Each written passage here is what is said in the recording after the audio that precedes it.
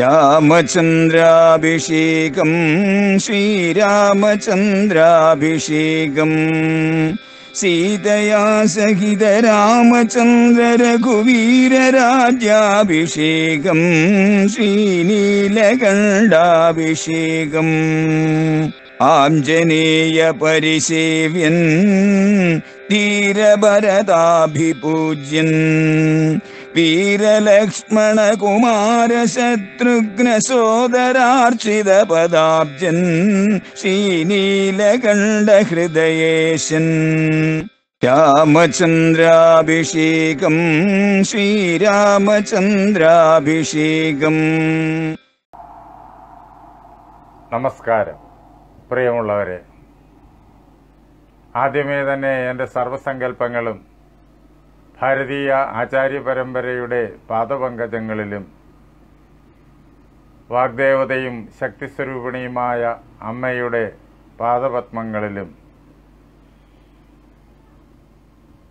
എൻ്റെ ഗുരുനാഥനായ ജഗദ്ഗുരു സ്വാമി സത്യാനന്ദ സരസ്വതി തൃപ്പാദങ്ങളിലും എൻ്റെ പരമഗുരുവായ ബ്രഹ്മശ്രീ നീലകണ്ഠ ഗുരുപാദരുടെ പാദപങ്കജങ്ങളിലും ഇത് കേട്ടുകൊണ്ടിരിക്കുന്ന നിങ്ങളുടെ ഓരോരുത്തരുടെയും ഗുരുവിൻ്റെ പാദപത്മങ്ങളിലും ആ ധന്യമായ സങ്കല്പം കൊണ്ട് പവിത്രമായിരിക്കുന്ന നിങ്ങളുടെ ഹൃദയങ്ങളിലും പൂജാപുഷ്പങ്ങളെന്നോണം സമർപ്പിച്ചുകൊള്ളട്ടെ.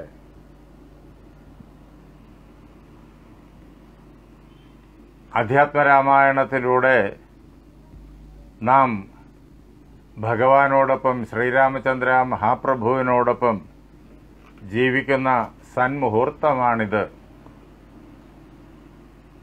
കർക്കിടക മാസം 1000 ആണ്ടുകളായിട്ട് രാമായണ പാരായണത്തിന് വളരെയേറെ പ്രസിദ്ധമാണ്. കഴിഞ്ഞ ഏതാനും ദശകങ്ങൾ മുമ്പ് രാമായണ മാസാചരണം ഒരു പുതിയ ഉത്സാഹത്തോടു കൂടിയിട്ട് നമ്മുടെ നാട്ടിൽ നാം ആരംഭിച്ചു.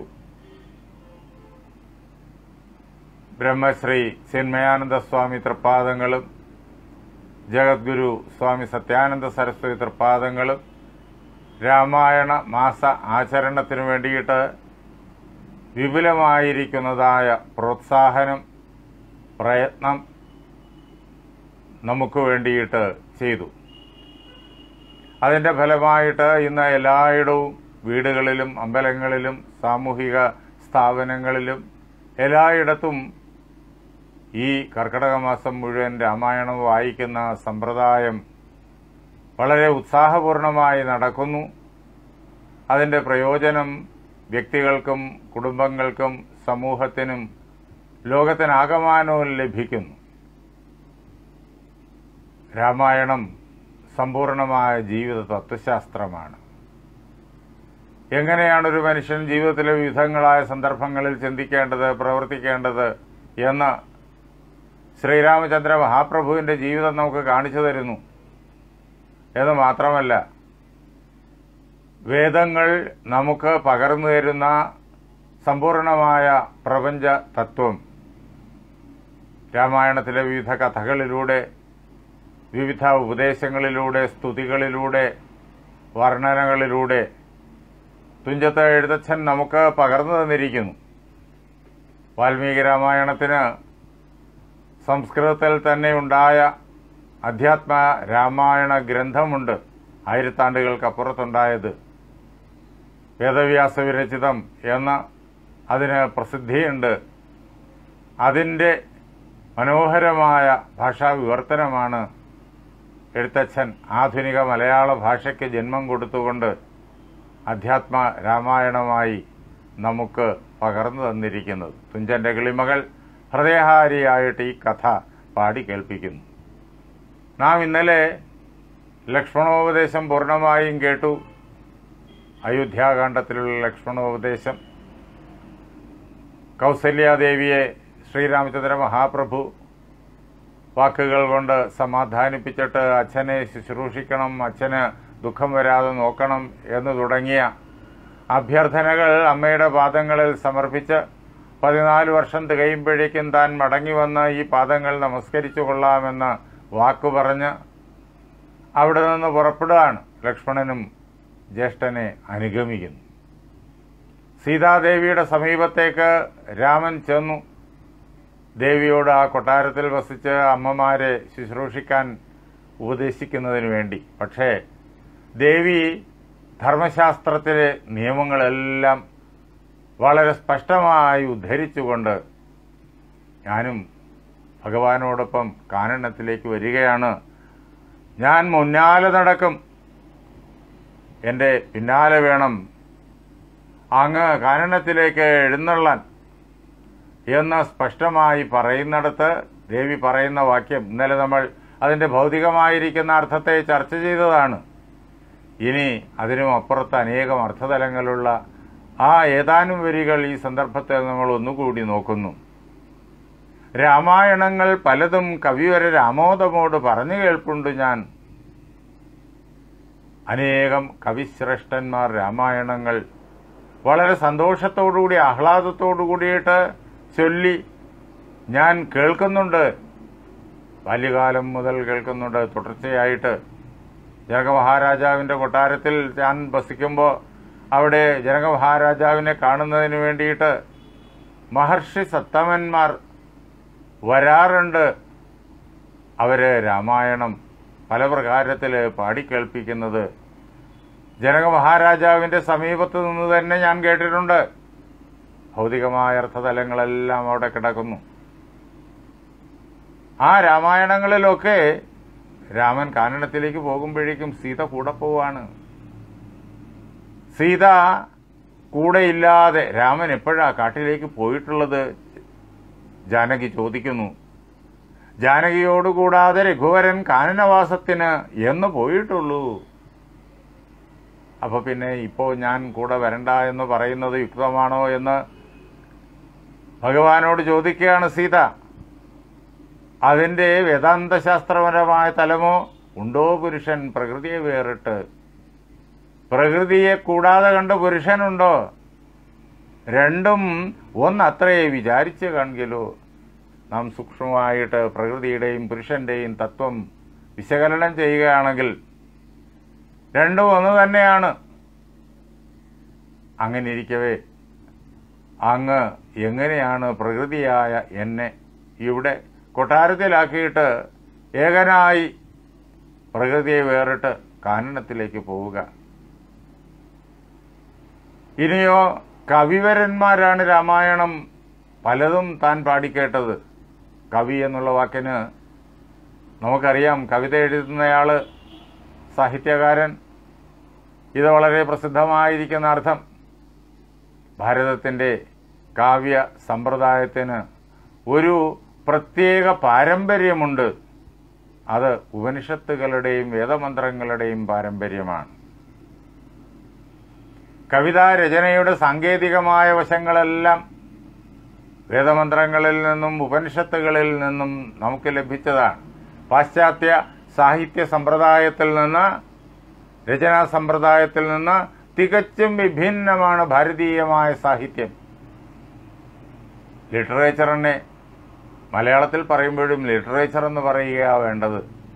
അതിന് സാഹിത്യമെന്ന് പറഞ്ഞാൽ അത് യഥാർത്ഥത്തിൽ തെറ്റായിത്തീരും. അതേപോലെ ഭാരതീയ കൃതികളെ സാഹിത്യം എന്ന് പറയുന്നതാണ് പൂർണ്ണമായും ശരി.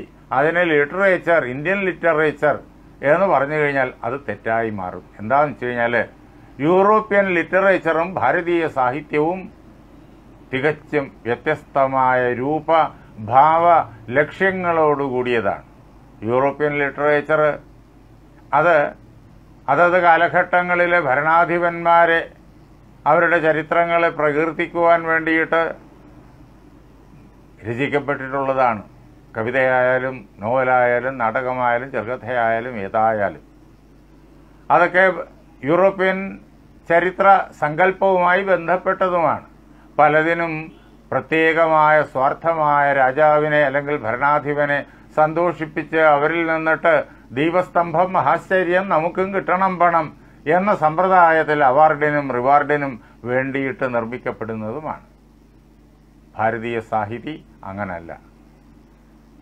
വേദമന്ത്രങ്ങളിൽ നിന്ന്, വേദങ്ങളുടെ അവസാന ഭാഗമായ ഉപനിഷത്തിൽ നിന്ന് ഭാരതീയ സാഹിതിയുടെ പാരമ്പര്യം ആരംഭിക്കുന്നു. വേദമന്ത്രങ്ങളും ഉപനിഷത്തുകളും ആരാണ് രചിച്ചത് എന്ന് അതിനകത്തെങ്ങും കാണില്ല. ഓരോ സൂക്തത്തിൻ്റെയും തുടക്കത്തിൽ ഈ ഋഷിയുടെ പേര് കാണും. ആ ഋഷി ആരാണെന്ന് പോലും അതിനകത്ത് കാണില്ല. അത് നമുക്ക് ധ്യാനത്തിന് വേണ്ടി ഉപയോഗിക്കാനുള്ളതാണ് ഋഷിയും ദേവതയും ഛന്ദസ്സും. അത് സൂക്തങ്ങളുടെ തുടക്കത്തിൽ കാണും. അതല്ലാതെ എഴുത്തുകാരൻ്റെ പ്രത്യേക പേര് ഇല്ല. എന്ന് മാത്രമല്ല, വേദമന്ത്രങ്ങൾ അപൗരുഷേയമാണ്, മനുഷ്യനിർമ്മിതമല്ല. ഇത് പണ്ടേ നമ്മുടെ ഹൃദയങ്ങളിൽ ആചാര്യന്മാർ പ്രതിഷ്ഠിച്ചു പോന്നിട്ടുള്ളതാണ്. പരമാത്മാവ് ഈ മന്ത്രങ്ങളെ ഋഷിമാർക്ക് കാണിച്ചു കൊടുത്തു. ആദിമ ഋഷിമാർക്ക് അവർ ഈ മന്ത്രങ്ങളെ കണ്ടു. എന്നിട്ട് ശിഷ്യന്മാർക്ക് പിന്നെ ഉപദേശിച്ചു. അങ്ങനെ ശിഷ്യന്മാർ അത് കേട്ട് പഠിച്ചു. അങ്ങനെ ആദ്യത്തെ മന്ത്രം കണ്ട ആ ഋഷിമാര് മന്ത്രദ്രഷ്ടാക്കളാണ്, മന്ത്രസൃഷ്ടാക്കളല്ല. പിന്നെ അവരുടെ ശിഷ്യന്മാര് അവര് ശ്രുത ഋഷിമാരാണ്, കേട്ടു പഠിച്ച ഋഷിമാരാണ്. അതുകൊണ്ട് അവർ പഠിച്ച ഈ വേദങ്ങൾക്ക് ശ്രുതി എന്ന പേര്. അവിടെ രചയിതാവിനൊരു പ്രസക്തിയുമില്ല. ഭക്തിയോടുകൂടിയിട്ട് ഈ ശിഷ്യ പരമ്പര, ശിഷ്യന്മാര് അവരവരുടെ ശിഷ്യന്മാർക്ക് ഇങ്ങനെ ഉപദേശിച്ച് പോരുന്നു. ഗുരുമുഖത്ത് നിന്ന് തന്നെയാണ് ഇതെല്ലാം പഠിക്കുന്നതും പഠിക്കേണ്ടതും. അവരെല്ലാവരും ഗുരു പരമ്പരയെ സ്മരിക്കും. അതാണ് ഋഷി, മന്ത്രദ്രഷ്ടാവ്. അത്രയേ ഉള്ളൂ. അത് ഭൗതികമായ വ്യക്തിത്വവുമായി ബന്ധപ്പെടുത്തിയല്ല ചർച്ച ചെയ്യുന്നത്. അവരുടെ മാതാപിതാക്കളെക്കുറിച്ചോ മറ്റ് വിശേഷങ്ങളെക്കുറിച്ചോ യാതൊരു പരിജ്ഞാനവും അവിടെയില്ല. നമ്മുടെ പഴയ കാലത്തെ കാവ്യകാരന്മാരും അതേപോലെ നാടകകൃത്തുകളും മറ്റ് ചമ്പു തുടങ്ങിയ കാവ്യങ്ങൾ എഴുതിയ ആളുകളും ധാരാളം പേരുണ്ട്. അതിൽ കാവ്യകാരന്മാരാരും സ്വന്തം പേര് പറയാറില്ല. എഴുത്തച്ഛൻ പോലും 500 കൊല്ലേ ആയുള്ളൂ, സ്വന്തം പേര് പറഞ്ഞിട്ടില്ല. തൻ്റെ ഗുരുനാഥന്റെ പേര് പറയുന്നുണ്ട്. അഗ്രജൻ മമ സതാം വിദുഷാമഗ്രേസരൻ മത് ഗുരുനാഥൻ അനേകാന്തേവാസികളോടും ഉൾക്കുരുന്നിങ്കൽ വാഴുക രാമനാമാചാര്യനും മുഖ്യന്മാരായ ഗുരുഭൂതന്മാർ മറ്റുള്ളവരും എന്ന ഗുരുവിനെ കുറിച്ച് പറയും. തൻ്റെ പേര് പറഞ്ഞിട്ടില്ല. നിശ്ചയമായിട്ടും നമുക്ക് ഉറപ്പാക്കാം അച്ഛനമ്മമാർ അദ്ദേഹത്തിന് ഒരു പേര് ഇട്ടിട്ടുണ്ട് എന്ന്. പക്ഷെ അദ്ദേഹത്തെ പറയണില്ല. രാമൻ എന്ന തൻ്റെ ജ്യേഷ്ഠൻ, തൻ്റെ ഗുരുക്കന്മാരിൽ പ്രധാനി, അദ്ദേഹത്തെക്കുറിച്ച് പറയും. വേറെയും ഒരുപാട് ഗുരുക്കന്മാർ തന്നെ പഠിപ്പിച്ചിട്ടുണ്ട് ആ ഗുരുകുലത്തിൽ, തുഞ്ചത്തെ ഗുരുകുലത്തിൽ എന്നും പറയുന്നുണ്ട്. അന്തേവാസികൾ ഒരുപാട് പേരുണ്ട് അവിടെ പഠിക്കുന്ന ആളുകൾ. ഈ തുഞ്ചത്തെ ഗുരുകുലത്തിൽ പഠിക്കുന്ന വിദ്യാർത്ഥികൾ ധാരാളം പേരുണ്ട്, അതും പറയുന്നുണ്ട്. പക്ഷേ തൻ്റെ പേര് പറയണില്ല. പിന്നെ നമ്മൾ രാമന്റെ അനുജൻ എന്നുള്ള അർത്ഥത്തിൽ രാമാനുജൻ, എഴുത്തച്ഛൻ എന്നൊക്കെ പറയും. അത് രാമാനുജൻ എന്നുള്ളത് അദ്ദേഹത്തിൻ്റെ പേരല്ല, അത് നാം ഓർക്കണം, പേരല്ല. പിന്നെയോ രാമന്റെ അനുജൻ എന്നുള്ള സ്ഥാനത്തെ വ്യക്തമാക്കാൻ വേണ്ടിയിട്ടുള്ള ഒരു നാമം. ഇന്ന് പലർക്കും നാം രാമാനുജൻ എന്ന് പേരിടാറുണ്ട്. ആ പ്രകാരത്തിലുള്ളൊരു പേരല്ല. രാമൻ എന്ന ഗുരുനാഥന്റെ അനുജൻ, അത്രയേ ഉള്ളൂ. അങ്ങനെ എഴുത്തച്ഛൻ പോലും പേര് പറയുന്നില്ല. അതിനു മുമ്പുള്ള ആളുകൾ, കവികാരന്മാർ, കാളിദാസനൊന്നും സ്വന്തം മഹാകാവ്യത്തിൻ്റെയും ഘടകൃതികളുടെയും മുന്നിൽ കാളിദാസൻ എന്നുള്ള പേര് പറഞ്ഞിട്ടില്ല. നാടകകൃത്തുക്കൾക്ക് നാടകത്തിൻ്റെ പ്രസ്താവന അല്ലെങ്കിൽ സ്ഥാപന എന്നുള്ളൊരു ഭാഗം സംസ്കൃത നാടകങ്ങളിലുണ്ട്. തുടക്കത്തിൽ അവിടെ പേര് പറയുന്നൊരു സമ്പ്രദായമുണ്ട്. അതിൽ കാളിദാസൻ ശാകുന്തളത്തിൻ്റെയും മാളവികാഗ്നിമിത്രത്തിൻ്റെയും വിക്രമോർവശീയത്തിൻ്റെയൊക്കെ തുടക്കത്തിൽ കാളിദാസൻ എന്നുള്ള പേര് പറയും. പക്ഷേ കാളിദാസൻ ബഹുമാനത്തോട് സ്മരിക്കുന്ന ഭാസൻ, അദ്ദേഹത്തിൻ്റെ 13 നാടകങ്ങൾ നമുക്ക് ലഭിച്ചിട്ടുണ്ട്. അതിലെങ്ങും പ്രസ്താവനയിൽ തൻ്റെ പേര് പറഞ്ഞിട്ടില്ല. അങ്ങനെ നാടകത്തിൽ പോലും പേര് പറയുന്ന ഏർപ്പാട് ഭാസന്റെ കാലത്തില്ല. പക്ഷെ അത് കഴിഞ്ഞിട്ട് ഏറെ കഴിഞ്ഞ് കാളിദാസന്റെ കാലത്ത് അങ്ങനെ ഒരു സമ്പ്രദായം വന്നു കാണും. അതുകൊണ്ട് കാളിദാസൻ തൻ്റെ 3 നാടകങ്ങളിലും അത് പറയുന്നുണ്ട്. അപ്പോൾ ഇങ്ങനെ സ്വന്തം പേരിനോ സ്ഥാനമാനങ്ങൾക്കോ വേണ്ടി കാവ്യ പ്രവർത്തനം നടത്തിയവരല്ല പ്രാചീനർ ആരും തന്നെ. അത് കഴിഞ്ഞ് ഇങ്ങോട്ടുള്ള പരമ്പരയും